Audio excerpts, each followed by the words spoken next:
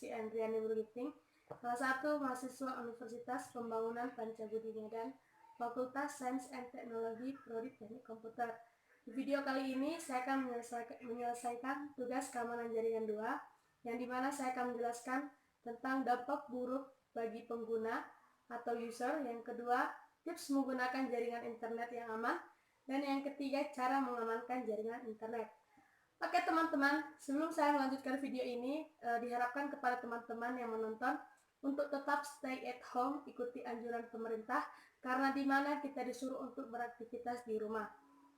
Virus COVID-19 ini cepat untuk tertular, makanya kepada teman-teman semua dihimbau untuk tetap di rumah. Oke, kita akan jelaskan.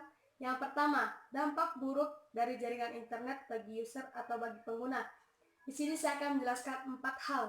Yang pertama, pornografi. Banyak kalangan yang membuat peluang kepada banyak orang dalam hal negatif, seperti konten dewasa yang berupa gambar, video, maupun tulisan, serta memperdagangkan konten dewasa tersebut. Tentu hal ini sangat membahayakan, khususnya bagi anak-anak yang masih di bawah umur.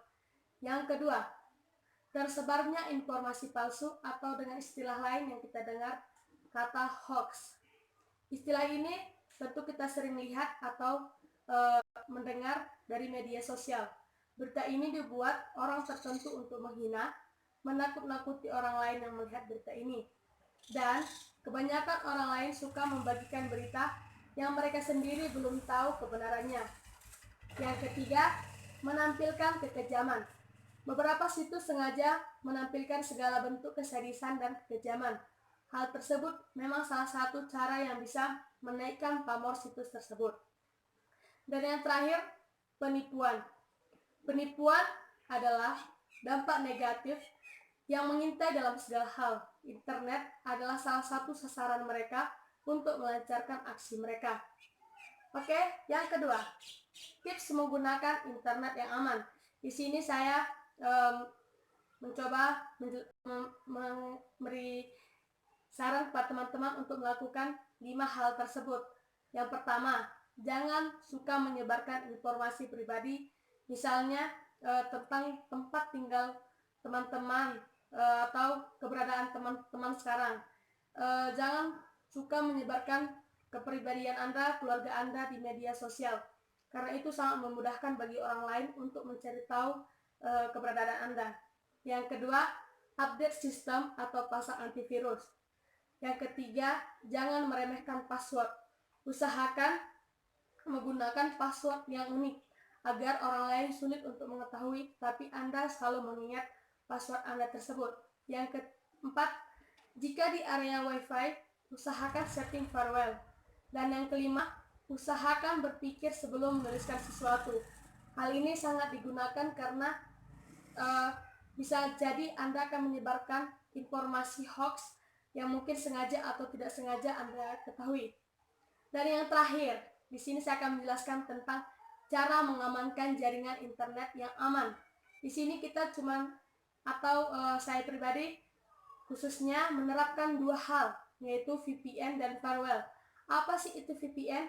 Oke, di sini saya akan jelaskan tentang VPN.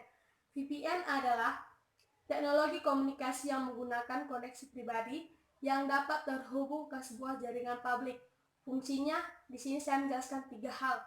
Yang pertama, integrity atau integritas. Ini adalah melibatkan menjaga konsistensi, akurasi, dan kepercayaan data. Data tidak boleh diubah, dan langkah-langkah harus diambil untuk memastikan data tidak dapat diubah oleh orang-orang yang tidak berkepentingan. Yang kedua, confidentiality atau kerahasiaan, yang dirancang untuk mencegah informasi sensitif dan memastikan bahwa orang mempunyai akses adalah orang yang tepat. Terkadang menjaga kerahasiaan data dapat melibatkan pelatihan khusus bagi mereka yang mengetahui dokumen tersebut. Dan yang terakhir, availability atau lanjutan. Inilah konsep terbaik yang dapat dipastikan dalam memelihara semua hardware. Melakukan perbaikan terhadap hardware sesegera mungkin saat diperlukan. Dan yang terakhir saya akan menjelaskan tentang firewall.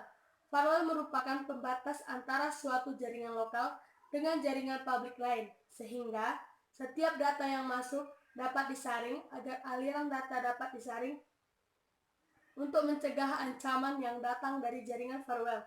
Fungsinya, di sini saya akan mengasih tahu tentang fungsinya. Ada 4. Yang pertama, mencegah DOS attack. Yang kedua, mencegah modifikasi data ilegal, melakukan autentikasi terhadap akses. Yang ketiga, melindungi sumber daya alam jaringan privat. Dan yang keempat, mencatat semua kejadian dan melaporkan kepada administrator. Jadi teman-teman, kesimpulan yang saya dapat jelaskan dengan adanya VPN dan firewall dalam suatu jaringan komputer diharapkan dapat melindungi informasi penting dan dapat memanajemen lalu lintas pengaksesan dari dalam maupun dari luar sistem, karena karakteristiknya yang hanya berfungsi sebagai pendeteksi dan pemberi peringatan terhadap gangguan yang datang, sehingga harus dikomunikasikan beberapa metode pengaman lain untuk melengkapi kekurangan yang dimiliki. Oke teman-teman, di sini hanya itu yang dapat saya jelaskan. Sekiranya jika ada kata-kata saya yang salah atau kekurangan dalam penyampaian video kali ini, saya minta maaf yang sebesar-besarnya, dan saya mengucapkan terima kasih kepada teman-teman yang sudah menonton video ini.